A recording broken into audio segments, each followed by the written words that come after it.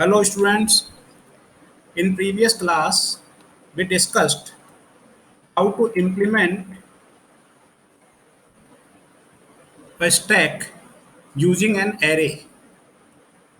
Now in this class we will be discussing how to implement a stack using linked representation or dynamic implementation of stack.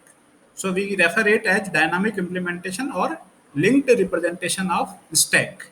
So our target of this class is to understand how to implement stack using pointers, or we can say the linked representation of stack, or implementing stack using dynamic memory.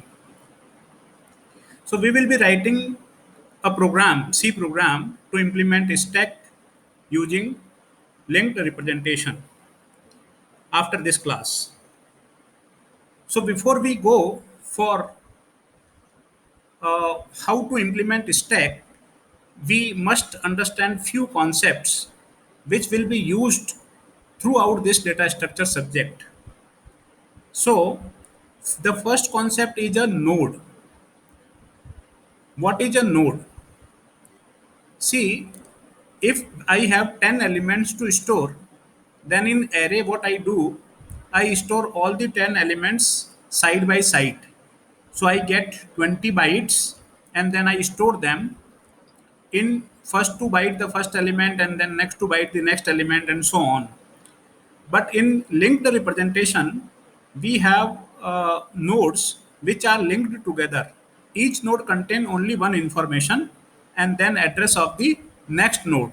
So this is like something coach of a train. So there is one information in one coach and then that coach is attached to another coach. So let us see formally what is a node.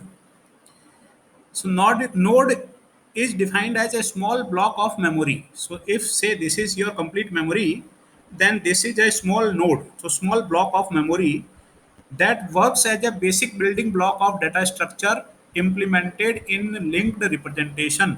So using this node, we will create the data structure like stack, queue, etc. So here we are creating a stack. So node is a small block. Now you see here in this small block of memory, there are two parts. So one part is integer type part, which is called information part, where we store our data, and the second part is a pointer type part which store address of the next node. So where is the next data? That address will be stored here. So this is how the node looks like, and it is a block of memory. In C programming, this is what we call template of structure for a node. So this is template of structure. So how to create template of structure for a node. So we write here struct and node. So this node word is given by us. So this is an identifier. So we have named it node. आप इसका नाम कुछ और भी रख सकते हैं, पर अभी शुरुआत में प्रैक्टिस के लिए आप इसका नाम नोड ही रखें. अब इसमें दो पार्ट बनाने हैं अपन को. So first part is integer info. So I have declare it integer info. So this is again info is again an identifier. मतलब इसका नाम हम अपनी मर्जी से रख सकते हैं, चाहे तो आप इसका नाम एक्स रखें, वाई रखें, कुछ भी रखें. पर मैं आपको सुझाव देता हूँ, सजेस्ट करता हूँ कि शुरुआत में आप वैसे ही करें जैसे हम यहाँ कर रहे हैं. फिर जब आप समझ जाएं चीज़ों को, तब आप एक्सपेरिमेंटल तौर पे जो चाहें करें. इसका दूसरा पार्ट देखिए आप. दूसरे पार्ट का नाम रखा है नेक्स्ट. नेक्स्ट इसलिए रखा है कि इसमें पॉइंटर रहेगा नेक्स्ट नोड का.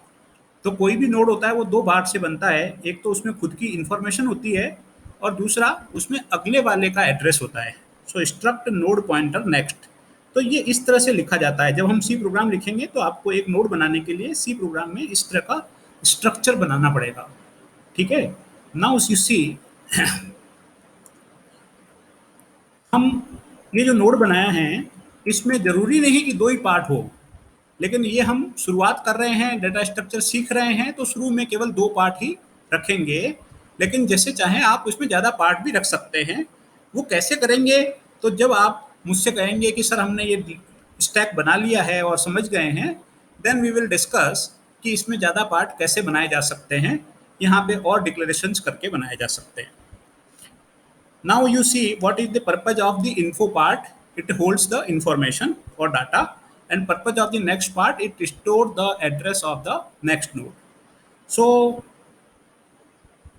by this point, I hope you have understood what is a node.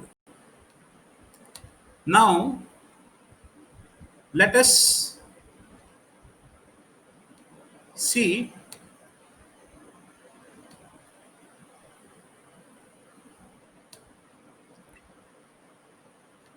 how to allocate memory and what does memory allocation means. See, देखो, एक मकान का नक्शा बनाना और एक उस नक्शे के हिसाब से मकान बनाना दो अलग अलग बात है. वैसे ही जो हमने लिखा था स्ट्रक्ट नोड और उसके अंदर integer info struct node pointer, वो सब उसका नक्शा था, नोड का नक्शा, यानी कि नोड कैसा होगा ये कंप्यूटर को बताया. लेकिन जब हमको असली में मेमोरी के अंदर डाटा रखने के लिए जगह चाहिए, स्टोरेज के लिए एक नोड बनाना है, तब हमको उसको मेमोरी अलोकेट करवानी पड़ेगी. सो how to allocate memory? So when structure of node is declared, has been declared, we create an actual node in memory by allocating memory to it. So actual node is created when memory is allocated. So how to allocate memory? So the structure you have declared, now you will declare a node pointer. So this is struct node pointer ptr equals to null. Null means it is pointing to nothing. अभी तक इसमें कुछ नहीं है, यह खाली है. खाली का मतलब जीरो नहीं है, खाली मतलब नथिंग, नथिंग मतलब वैक्यूम, कुछ भी नहीं है मतलब. सो struct node pointer ptr equals to zero null. अब ये जो स्टेटमेंट है जिसको हम कहते हैं मेमोरी एलोकेशन स्टेटमेंट, ये सी प्रोग्रामिंग का मेमोरी एलोकेशन स्टेटमेंट है. ये malloc फंक्शन है. इस फंक्शन के लिए हमको alloc फाइल को इंक्लूड करना पड़ता है. alloc का मतलब अलोकेशन से है और malloc का मतलब मेमोरी एलोकेशन से है. तो पॉइंटर ptr आपने बना लिया, इस लाइन को लिखने से बनेगा struct node pointer ptr equals to null. अब इसको मेमोरी एलोकेट करवा रहे हैं, मतलब नक्शे के हिसाब से घर अब बन रहा है. तो हमने लिखा ptr इक्वल्स टू, कैसे लिखते हैं देखिए आप, सारा सिंटेक्स आपको ध्यान रखना पड़ेगा. स्ट्रक्ट नोड पॉइंटर ब्रैकेट में स्ट्रक्ट नोड पॉइंटर ये बताता है कि ये ptr किस टाइप का है, स्ट्रक्ट नोड पॉइंटर टाइप का है. फिर malloc फंक्शन है, कितना मेमोरी एलोकेट करवाना है वो. So size of struct node, so whatever is the size of node, that is allocated to the pointer ptr. Now you see here in this diagram, there is a node which is created by writing this statement, and the pointer of this node is ptr now. So whenever you want to know where this node is in the memory, you can use this ptr, the address of this node. So in memory, one node is created and its address is now in ptr. So this is how you can create a node actually. So you define structure of node, so you give the idea to the computer how the node looks like, and then you can create one node, two node, three node, multiple copies of it by writing this statement, memory allocation statement, again and again. So by this I hope that you have understood how to create a node. Then to implement a stack, we will create new node for push operation and will add it to the top of the stack. अब हमको करना क्या है, केवल बार बार नए नए node बनाने हैं और उनको स्टैक के अंदर ऐड कर देना है. तो वो काम कैसे करते हैं वो भी हम आज देखेंगे. तो अब आप आइए और इसमें देखिए कि हम वो प्रोग्राम जो जिसके लिए हम ये सब डिस्कस कर रहे हैं, स्टैक को रन कैसे करें, कंप्यूटर में प्रोग्राम कैसे लिखें, वो सीखने का कोशिश कर रहे हैं. Now you see, I have in previous class told you that you can first of all include files which are required in the system. So files include hash include stdio.h, conio.h, and malloc.h. So this malloc.h, take this alloc.h, alloc. Malloc is the function inside this file. So I have written over here this malloc. So this is alloc.h. So take these three files. So first of all, you will be including these files. Then what you'll do, now you give the structure. Why this structure is required? Because you are declaring global variable top equals to null. So this is a pointer of stack. So this is struct node pointer. So struct node you need to tell first. So here you will write the structure of node. We have already seen struct node integer info struct node pointer next. So in this manner you will write the structure. Then you will create a pointer top, which will always point to the top element of the stack. So this is struct node pointer top equals to null. This line is assigning a pointer top. Then we are going to use three functions. So I have told earlier that the prototype of these functions is required to be uh, declared. So we will write here void push, void pop, and void display. So these three functions are we are using here, and then we will write the main function. Here I'm leaving this blank. This is for you to write here. What you will write here? You will write here menu. Menu कैसे लिखेंगे? पिछले programme में जैसा लिखा था as it is लिखना है, वैसे का वैसा ही लिखना है जैसा हमने पिछले प्रोग्राम में लिखा था। इसीलिए मैंने मेन में मेन्यू नहीं लिखा है, आपके लिए छोड़ दिया है। तो देखिए इस वाले में हमने क्या सीखा कि हम एक प्रोग्राम लिख रहे हैं स्टैक के लिए। स्टैक के प्रोग्राम में सबसे पहले हम फाइल इंक्लूड करेंगे। फाइल इंक्लूड के बाद में alloc.h करना है फाइल। alloc.h के बाद में स्ट्रक्ट नोड आपको इसका स्ट्रक्चर बताना है। फिर एक ग्लोबल वेरिएबल टॉप ले लेना है और उसके बाद में पॉप, पुश और डिस्प्ले तीन फंक्शन के प्रोटाइप और उसके बाद में मेन फंक्शन। तो इतना काम तो हो गया। अब हमको करना है असली काम। वो है कि ये पुश फंक्शन और पॉप फंक्शन और ये डिस्प्ले फंक्शन, इन तीनों फंक्शन की डेफिनेशन लिखनी है। मतलब कि ये तीनों फंक्शन कैसे वर्क करेंगे, कैसे पुश होगा, कैसे पॉप होगा, कैसे डिस्प्ले होगा। तो अब असली बात आती है कि अब हम ये फंक्शन की डेफिनेशन लिखेंगे। तो अब आप देखिए कि ये कैसे लिखी जाएगी फंक्शन की डेफिनेशन। तो अब हम सबसे पहले पकड़ते हैं पुश को और पुश लिखना सीखते हैं। तो पुश फंक्शन कैसे लिखा जाएगा अब आप जरा देखो। सो यहाँ पे मैंने एक नोट डाला है, here you should note that the top is not an integer index. पिछली बार जब हम एरे से स्टैक को बना रहे थे तो टॉप था एक इंटीजर। अब की बार ये क्या है? अब की बार है स्ट्रक्ट नोड पॉइंटर। तो ये एक पॉइंटर है, इसमें एड्रेस रहता है, इसमें 1 2 3 4 नहीं रहता है, ये इंटीजर नहीं है। ये बात ध्यान रखें जब हम लिंक्ड रिप्रेजेंटेशन से करते हैं या डायनामिक इम्प्लीमेंटेशन से करते हैं तो ये पॉइंटर है ना कि इंटीजर। अब हमको सीखना है how to write push and pop. So push, पहले पुश देखिए आप। देखो ये बहुत आसान है अगर आप थोड़ा सा इसको मैथमेटिक्स की तरह समझेंगे कि मैथ्स में स्टेप बाय स्टेप चीज़ें चलती रहती है वैसे ही। तो यहाँ पे आप देखिए वॉइड पुश फंक्शन मैंने लिखा, पुश फंक्शन का ओपनिंग ब्रेस और पुश फंक्शन का क्लोजिंग ब्रेस, ये क्लोज भी हो गया यहाँ पे। तो बस केवल ये जो 5-7 लाइनें इसमें हैं यही पुश फंक्शन है। तो कैसे वर्क कर रहा है ये? देखो मैंने इसको दो भाग में लिया है। हमको एक नया एलिमेंट पुश करना है तो हमको नया एलिमेंट बनाना पड़ेगा। नया एलिमेंट बनाने के लिए नया नोड बनाना पड़ेगा। तो देखो मैंने कैसे बनाया, struct node pointer P T R equals to null. तो पहले एक पॉइंटर डिक्लेयर कर लिया जो कि नोड का पॉइंटर होगा। अब इस पॉइंटर को मेमोरी एलोकेट करवा दी। आप कहोगे कैसे मेमोरी एलोकेट होती है? तो अभी डिस्कस किया था, पॉइंटर को मेमोरी एलोकेट होती है P T R equals to struct node pointer malloc size of struct node bracket bracket ऐसे क्लोज। इस तरह से ये स्टेटमेंट लिखा जाता है जिसको मेमोरी एलोकेशन स्टेटमेंट कहते हैं।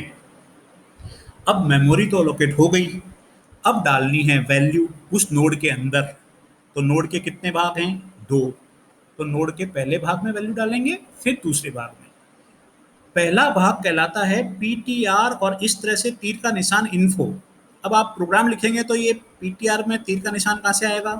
ये है माइनस का sign, hyphen and greater than sign.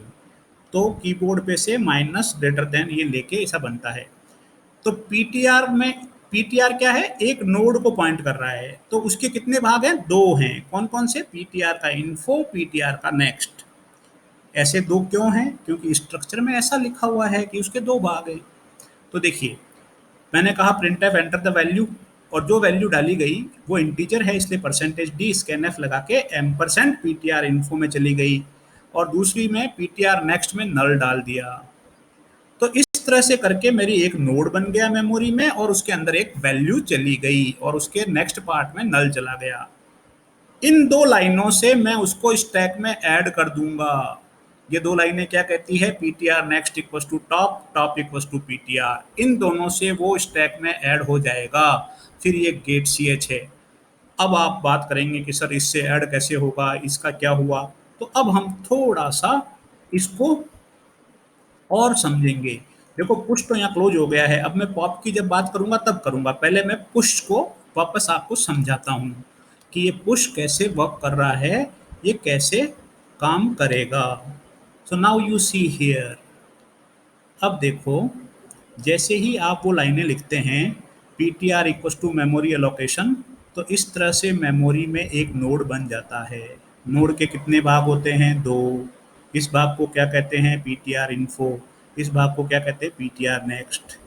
तो हम क्या करते हैं, new node is created and value is stored. उन लाइनों से पहले पी टी आर को मेमोरी एलोकेट करवाई, मेमोरी में लॉक लॉक लगा के, फिर उसके बाद में उसमें एंटर दी इन्फॉर्मेशन, तो वो इन्फॉर्मेशन यहाँ चली गई, M percent P T R info, इसके टू पार्ट हैं उसमें। और नेक्स्ट पार्ट में नल चला गया, मतलब ये किसी से जुड़ा हुआ नहीं है, और ये पी टी आर इसको खुद का एड्रेस है, इस पूरे नोड का एड्रेस है।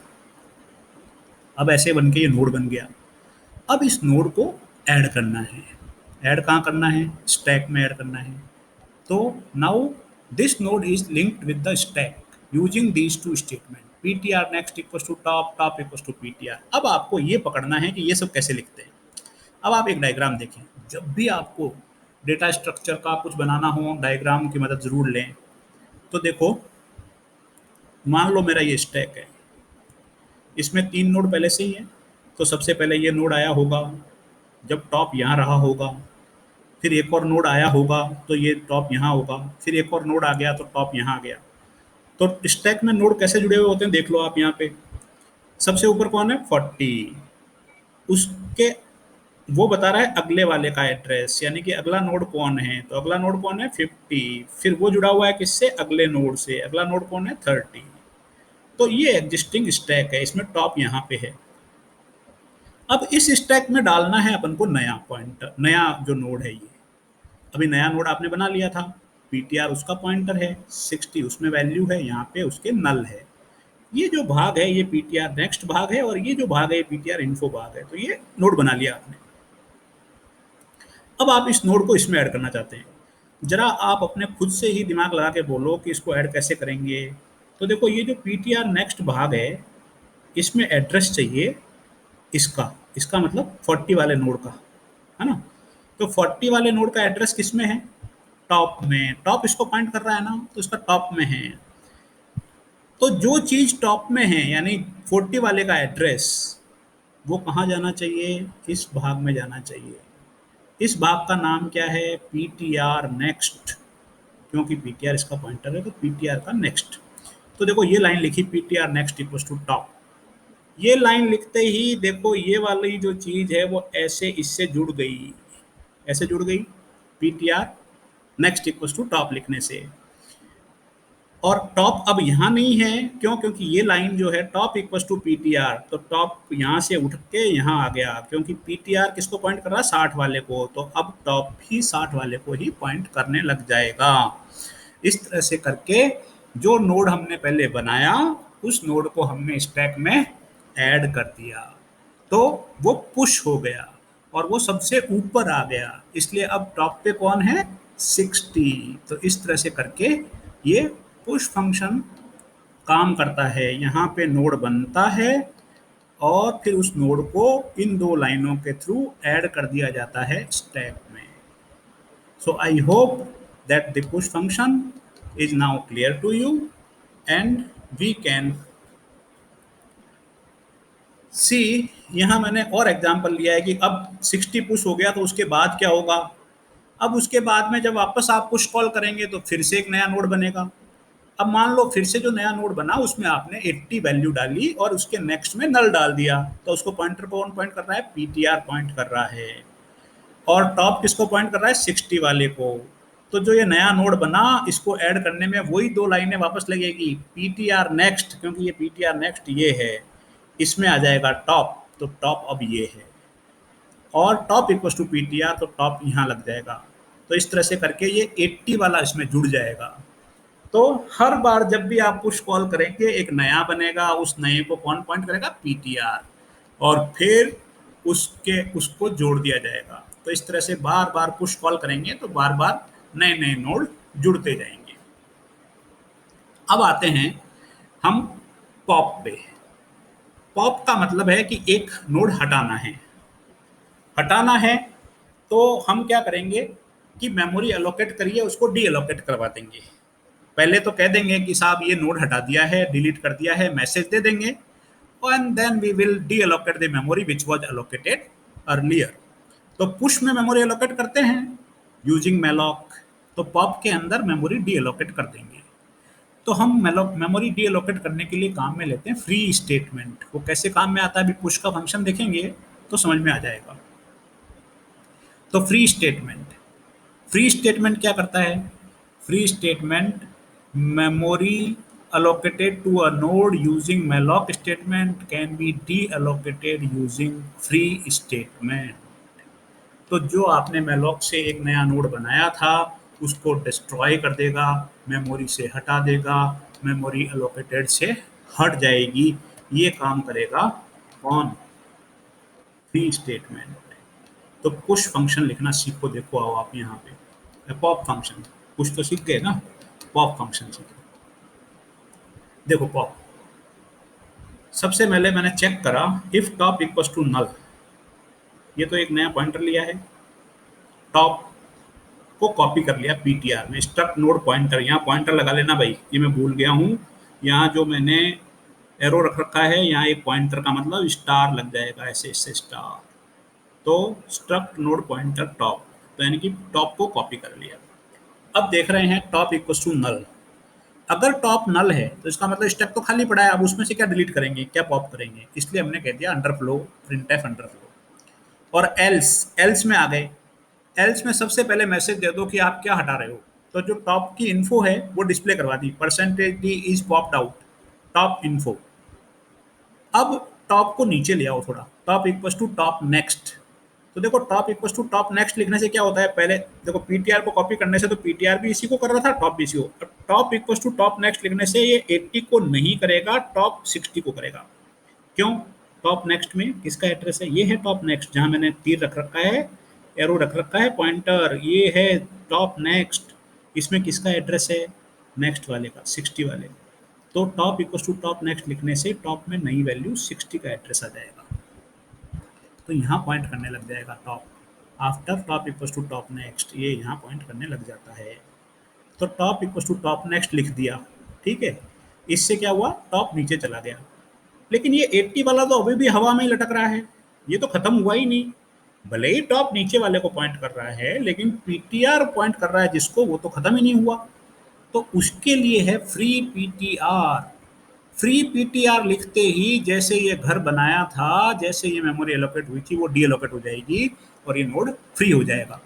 तो इस प्रकार से आप समझ गए होंगे कि पॉप फंक्शन कैसे वर्क करता है, और ये केवल 4-5 लाइन का छोटा सा फंक्शन है। आप इसको पढ़ेंगे तो आपको आसानी से समझ में आ जाएगा, और मैं चाहता हूँ आप इस प्रोग्राम को लिखें और रन भी करें। मेन्यू ड्रिवन प्रोग्राम लिखें, और मेन्यू कैसे बनाएंगे, जैसा आपने एरे इम्प्लीमेंटेशन में बनाया था वैसे ही बनाएंगे। Now the conclusion, like pop push तो कर लेंगे, मेन्यू चलेगा, लेकिन जब तक डिस्प्ले करवा के नहीं देखेंगे तो पता कैसे लगेगा कि कितने नोड सही से लग गए कि नहीं लगे। तो एक डिस्प्ले फंक्शन आपको लिखना है। इस डिस्प्ले फंक्शन में कुछ नहीं करना, केवल और केवल पीटीआर की इन्फो को डिस्प्ले करवाना है, printf percentage D PTR info. लेकिन कब तक, जब तक कि सारे नोड की नहीं हो जाए। तो हम क्या करते हैं, struct node P T R equals to top. तो सबसे पहले यहाँ सबसे टॉप पे खड़े हो जाते हैं। While P T R not null, जब तक पी टी आर नल नहीं होगा तब तक इन्फॉर्मेशन डिस्प्ले करेंगे। और P T R equals to P T R next, P T R equals to P T R next का मतलब पहले 60, जैसे P T R info display कर दिया 60, फिर P T R equals to P T R next लिखते ही ये यहाँ आ जाएगा, 40 का पॉइंटर बन जाएगा पी टी आर। फिर वापस P T R info display होगी 40, फिर वापस से P T R equals to P T R next लिखने से, देखो नेक्स्ट लिखने से ये नीचे वाले पे आ जाता है ना, तो ये नीचे वाले पे आ जाएगा, तो इसको 50 को डिस्प्ले करेगा। फिर से पी टी आर लूप चलेगा, फिर से P T R equals to P T R info, ये वाली पी टी आर इन्फो वापस से डिस्प्ले होगी। तो फिर पी टी आर 30 को पॉइंट करने लग जाएगा, 30 वाले नोड को, और फिर 30 वाले नोड की इन्फॉर्मेशन डिस्प्ले होगी। फिर P T R equals to P T R next, तो देखो आप 30 वाले का नेक्स्ट तो नल है, तो अब ये नल हो जाएगा। तो प्रिंटफ में वैल्यू डिस्प्ले होती जा रही है और PTR equals to PTR next, ये जो लाइन है ये उसको पॉइंटर को नीचे खिसकाई जा रही है, तो अल्टीमेटली पॉइंटर नल हो जाएगा और ये लूप खत्म हो जाएगा जब तक सब कुछ प्रिंट हो चुका होगा। तो इस तरह से करके हम इसको प्रिंट करवा के देखेंगे। अब क्या होगा, जब आपने ये प्रोग्राम लिखेंगे तो आप क्या क्या लिखेंगे, सबसे पहले फाइल इनपुट करेंगे। फाइल में ध्यान रखेंगे मैंने मेलॉक लिख दिया है, उसको alloc डॉट एच करके लिखेंगे, ALLOC डॉट एच। फिर उसके बाद में आप स्ट्रक्चर का टेम्पलेट, फिर उसके बाद में एक ग्लोबल वेरिएबल टॉप, फिर उसके बाद में प्रोटोटाइप ऑफ फंक्शंस, फिर मेन फंक्शन उसमें मेन्यू बनाएंगे। फिर 3 फंक्शन की डेफिनेशन जो मैंने आपको समझाई, पुश, पॉप और डिस्प्ले की लिखेंगे। इसमें जो सेमीकोलन वगैरह और भी कोई छोटी बड़ी गलती हो तो सी प्रोग्रामिंग के आप अच्छे से जानते ही हैं, तो सी प्रोग्रामिंग का कोर्स आप पढ़ के आए हैं। अगर मैंने कोई छोटा मोटा सेमीकोलन वगैरह छोड़ दिया हो तो जब आप कंपाइल करेंगे प्रोग्राम तो वो आपको एरर बताएगा, उसके हिसाब से आप एरर दूर कर लेंगे। और इस प्रोग्राम को आपको रन करना है, और मैं आपको रन करने का समय देता हूँ ये वाला वीक। तो ये वाला वीक का मतलब है कि आप इसको बाय सैटरडे रन कर दें, और फिर उसको जो लैब असाइनमेंट वाली अपनी लैब होगी उसके अंदर मैं आपसे मांगूंगा आप मुझे थोड़ा व्हाट्सएप वगैरह पे अपडेट दें कि आप इस प्रोग्राम को अगर रन कर लिए हैं, ताकि मैं उन बच्चों को आइडेंटिफाई कर पाऊँ जो थोड़ा एक्सटेंडेड हेल्प रहेंगे मेरे लिए, और दूसरे बच्चों से थोड़ा कांटेक्ट करके व्हाट्सएप वगैरह पे, और उनकी भी मदद करके इसको प्रोग्राम को चलाएंगे, क्योंकि हम जानते हैं कि सी प्रोग्रामिंग सबका एक जैसा नहीं होता है। लेकिन जिन बच्चों को ज़्यादा दिक्कत आ रही हो वो घबराएं नहीं, वापस से वीडियो देखें, थोड़ा बुक से पढ़ें, और थोड़ा इसकी थ्योरी के नोट्स तैयार करें, क्योंकि मैं लैब और नोट इम्प्लीमेंटेशन का काम करवा रहा हूँ। तो आप अगर इम्प्लीमेंटेशन नहीं कर पा रहे हैं तो इसका मतलब ये नहीं कि पढ़ेंगे ही नहीं, आप उसके लिए फिर थ्योरी के नोट्स तैयार करके एग्जाम के पॉइंट ऑफ व्यू से इसको तैयार करेंगे। और अधिक हम बाद में बात करेंगे इसके बारे में, आप इसको इम्प्लीमेंट कीजिए। धन्यवाद।